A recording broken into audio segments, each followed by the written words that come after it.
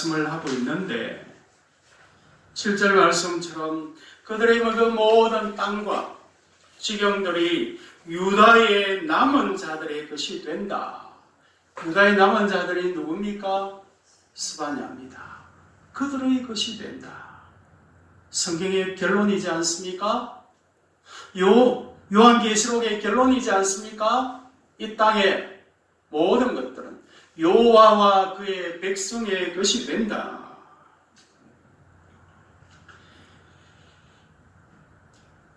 요한계시록에서 말씀하시는 것처럼 어린 양과의 혼인잔치를 통한 영원한 천년 왕국이 시작되는 그 나라에 영원한 백성이 되는 자들이 이 남겨진 자들입니다. 2장 8절 말씀을 보십시오.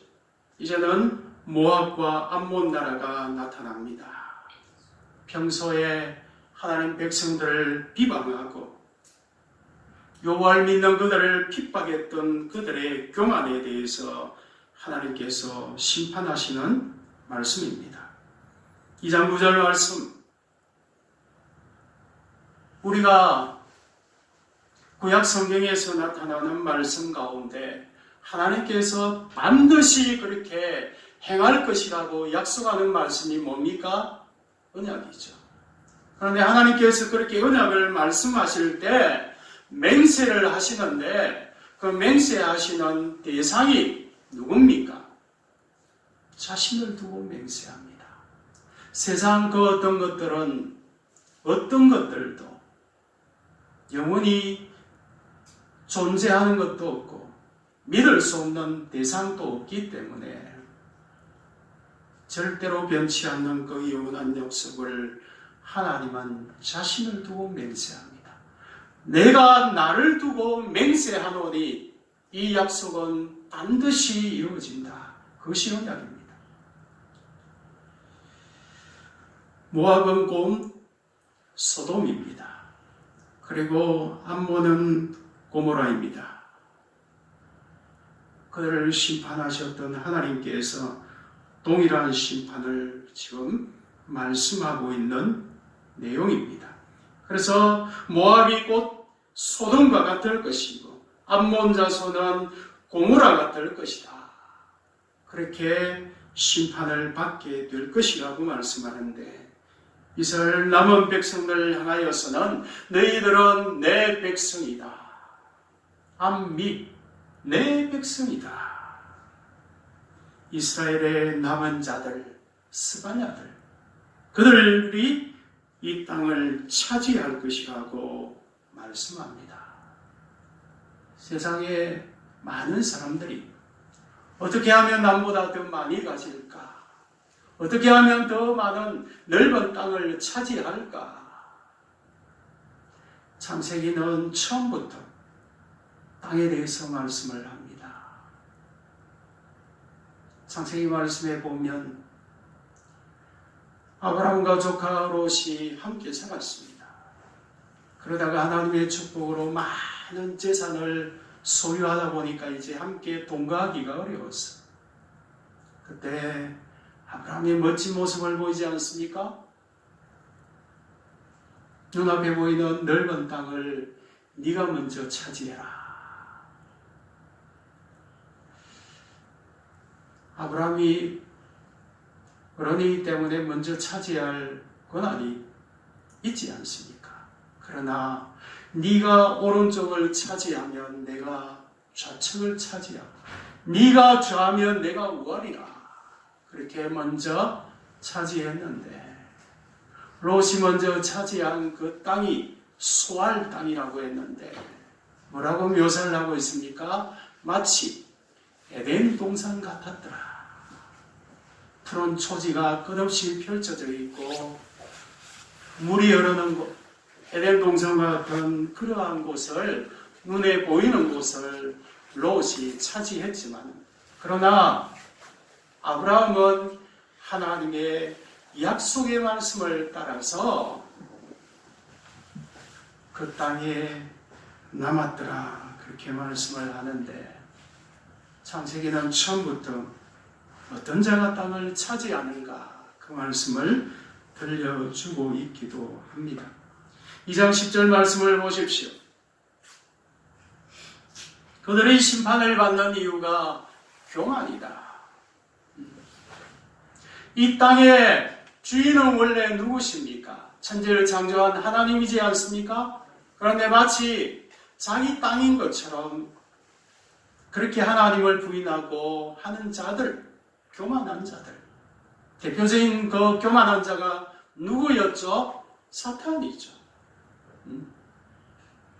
예수님을 시험하면서 한 번만 너가 나에게 절을 하면 눈에 보이는 이 땅을 전부 다 너에게 주겠노라. 템테이션이죠. 미혹이죠. 원래 여호와 하나님이 창조하신 하나님의 땅인데 자기 땅인 것처럼 착각하는 자들. 오늘 본문은 그것을 교만이라고 말씀합니다. 12절은 이제 말씀이 구스 땅의 심판을 말씀합니다. 너희들도 내 칼에 죽임을 당하리라. 구스는 이디오피아입니다. 13절 말씀을 보면 아수르와 니느웨의 멸망을 말씀을 합니다. 이어지는 14절 말씀은 내가 심판하고 난 뒤에 그 모습이 너희들의 그 땅이 황폐함으로 이제는 짐승들이 거하는 거처가 되어지고 아수르가 자랑하던 그 영화가 세상의 조롱거리가 될 것이라고 말씀을 하고 계십니다. 눈에 보이는 그들의 그 영화는 장차 불에 탈 영광으로서 소돔과 고모라와 같이 멸망할 도성인 것을 말씀하고 있는 것을 볼 수가 있습니다. 이제 3장 말씀에 들어가게 되어지면 그러한 남겨진 자, 여호와께서 숨기셨던 의의 핍박과 고난 가운데 하나님께서 보호하셨던 그들이 받을 영화가 마지막 심판 때 어떻게 나타나는가를 말씀하고 있는 것이 3장입니다. 3장 1절을 보십시오. 예루살렘 하나님의 백성들을 향한 표현이 그렇게 나타나고 있는 것을 볼 수가 있습니다. 2절 말씀, 여호와의 명령을 듣지 아니하며 여호와의 교훈과 경고를 받지 아니하고 여호와를 의지하지 아니하고 하나님께로 나아가지 아니한 자들에 대한 경고의 말씀을 들려주고 있습니다. 하나님의 왕이라고 하는 살렘의 도시, 그 평화의 도시 예루살렘에서 남의 것을 탈취하면서 자기 배를 불리는 자들, 불의한 재판을 하면서 자기의 배를 채우는 재판장들, 4절 말씀에 보면 간사하면서 사람들의 마음을 미혹하면서 자기의 배를 불리는 선지자들, 제사를 드린다고 하면서도 성소를 더럽히면서 하나님의 율법을 범하는 제사장들, 그런 자들을 향한 하나님의 심판의 말씀을 들려주십니다. 그러한 자들에게 하나님께서 뭐라고 말씀하십니까? 3장 5절의 말씀입니다. 우리 여호와 하나님은 정오의 빛같이 정확하게 그들에게 항상 의의 빛을 드러내고 계신다. 그럼에도 불구하고 자기들의 수치를 알지 못한다. 로마서 1장에서 말씀하는 것처럼 그 어떤 사람도 나는 여호와 하나님이 살아 계셨다는 것을 알지 못했습니다. 그렇게 부인할 수 있는 자가 마지막 심판 때 아무도 없다고 했습니다. 오늘 또 여호와 하나님은 온 역사 가운데 하나님이 역사의 주인이시고 역사에 마지막 심판이 있다는 것을 정오의 빛처럼 오늘도 드러내고 계시는 하나님이심을 우리가 볼 수 있어야 합니다. 3장 6절 말씀에 여호와의 심판의 결과를 말씀합니다. 황폐하다. 너희가 아무리 많이 심을지라도 추수때가 되어서 내가 북풍을 몰고 와서 한번 불어버리면 다 날아갈 수밖에 없는 것입니다.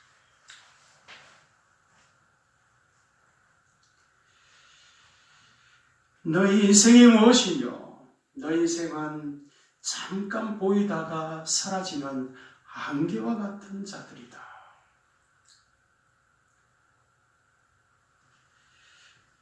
여호와 하나님께서 주시는 그 은혜로 말미암아 영원에 잇대어서 살아가는 백성들이 하나님의 백성인 것을 기억해야 합니다.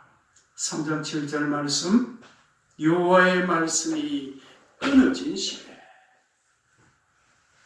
사사기 1장 18절 이후의 말씀을 보십시오. 왜 사사 시대가 암흑과 같은 영적 죽음의 시대가 되었는가?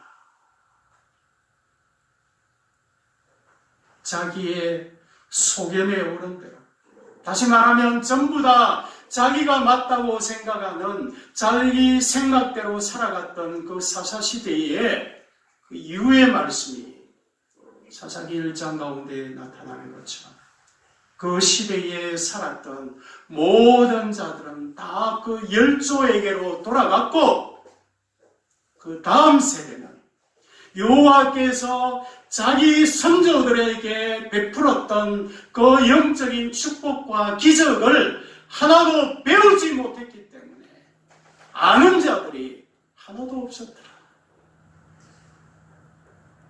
먹고 산다고 바빠가지고 목구멍이 포도청이라고 입만 열면 먹고 살기 바쁘다고 영적인 일에는 관심이 없는 그들의 삶 때문에 다음 세대는 여호와 하나님도 알지 못하고 이스라엘 백성들에게 역사 가운데 그렇게 많이 베풀었던 홍해가 갈라지고 광야의 시간들 가운데 구름과 불기둥과 만나와 메추라기와 그것이 많이 베풀었던 그 많은 축복의 역사를 하나도 알지 못하고 기억하지 못했다고 안타까운 말씀을 들려주고 있습니다. 그러다 보니까 그 시대가 암흑의 시대가 된 것입니다. 여호와의 말씀이 끊어진 시대라고 말씀을 합니다.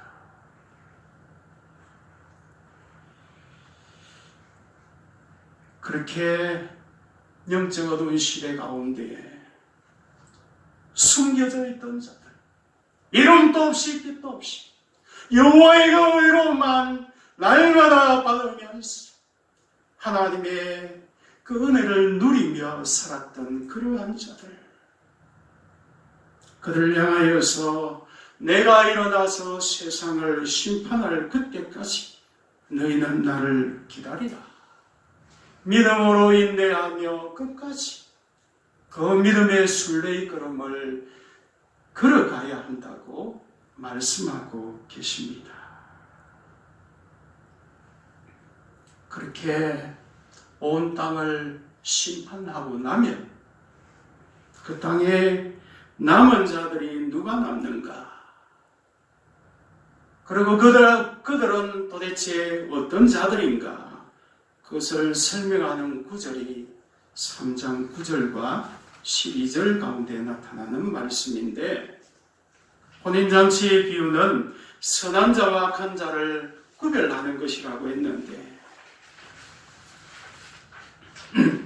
예루살렘 멸망 때 남겨진 자들에 대한 이 설명은 이사야서 19장 18절에서 나타나는 말씀과 동일한 말씀이기도 합니다.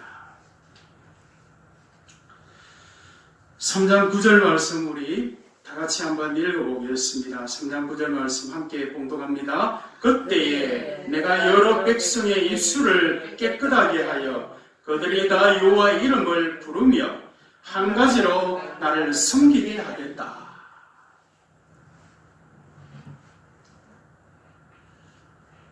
출애굽기에서 하나님께서 모세를 불러서 바로에게 가서 내 백성을 이끌어 나오느라 할 때 모세가 하나님께 묻습니다. 바로가 왜 내가 보내어야 하는가 물을 때 내가 뭐라고 대답해야 합니까 할 때 내 백성이 나를 예배하기 위하여서 이끌어낸다 그렇게 말씀하고 있는 것을 볼 수가 있는데 오늘 말씀에도 이 남겨진 자들이 여호와 이름을 부른다 하나님을 경배하고 예배하는 백성이 될 것을 말씀하고 있는 것을 볼 수가 있습니다. 11절 말씀을 보면 그날에 너가 내게 범죄한 모든 행위로 말미암아 수치를 당하지 아니할 것은 그때 내가 너 가운데에서 교만하여 자랑하는 자들을 다 제거할 것이다. 내가 나의 거룩한 성산에서 다시는 교만하지 않게 할 것이다. 스가랴에서 우리가 보았던 것처럼 바벨론 포로에서 돌아온 마치 숯에 거슬린 그러한 초췌한 모습의 자기 백성들 향하여서 사탄이 참소하지 않습니까? 어떻게 저 백성들이 하나님 앞에 그런 축복을 받을 수가 있는 대상이 됩니까? 하고 사탄이 참소할 때 하나님께서 그 사탄을 징계하면서 마치 그 입을 다물으라고 말씀합니다. 내 백성을 얼마나 존귀케 할 것을 말씀하고 있는 것을 볼 수 있는 것처럼 여호와 하나님의 회복과 축복의 말씀이 이어지는 것을 볼 수가 있습니다. 그렇게 마지막 심판 때에 남겨진 자들에 대한 하나님의 말씀, 마음을 나타내고 있는 것이 12절의 말씀인데 이들은 심판이 있기 전에 세상 가운데 어떤 자들이었는가? 여호와 하나님께서 그들을 향하여서 그 백성들을 뭐라고 부르고 있습니까? 3장 12절 같이 읽겠습니다. 내가 공고하고 가난한 백성을 그들이 여호와의 이름을 의탁하여 보호를 받을 자. 그들은 마지막 심판이 있기 전에 세상 가운데 어떤 자들이었습니까? 가난하고 가련한 자들이었다. 세상 가운데 떵떵거리면서 내가 내다고 하면서 그렇게 교만하게 살았던 자들이 아니라 날마다 여호와 하나님의 그 은혜와 은총을 날마다 받아 누리며 살았던 세상이 보기에는 가련하고 가난한 자들이었다. 왜 그들이 가난하고 공고한 삶을 살았습니까? 그들은 마지막 심판이 임할 때에 나타날 여호와 하나님의 심판의 그 두려움을 아는 자들이기 때문에 그렇습니다. 그러므로 그들은 평소에 하나님 앞에 늘 하나님을 경외하며 하나님의 은혜를 구하며 살았던 자들이었습니다. 그 결과 그들에게 마지막 때 천국과 영생의 약속이 그들에게 주어집니다. 그것이 19절과 20절 마지막 절에 나타나는 내용인데 너희들이 나의 칭찬과 명성을 얻게 될 것이다. 13절 모습에 마지막 그때 남겨진 자들의 모습입니다. 이스라엘의 그 남은 자들 스바냐는 악을 행하지 아니하며 거짓을 말하지 아니하며 입에 거짓된 혀가 없으며 먹고 누울지라도 그들을 두렵게 할 자가 없으리라. 심판전에 그들은 하나님의 백성들로서 그러한 모습으로 살아갔던 자들입니다. 이제 그들을 향한 마지막 심판 때 하나님의 마음이 나타납니다. 14절 보십시오. 요 하나님께서 그들을 향하여서 뭐라고 말씀합니까? 시온에 따라 하나님의 백성들아 노래할지어다. 기쁨의 노래를 불러라. 이스라엘아 기쁘게 부를지어다. 예루살렘에 따라 전심으로 기뻐하며 너희들이 즐거워하라.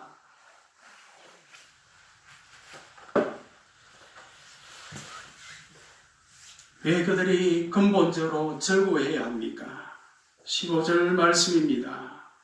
이들이 마지막 심판에서 심판을 피하게 되는 이유가 뭡니까? 여호와 하나님께서 너의 모든 형벌을 다 제하셨다. 너희들의 모든 죄악을 다 나에게로 옮겨졌다. 이게 뭡니까? 십자가입니다. 이게 그리스도의 십자가 사건입니다.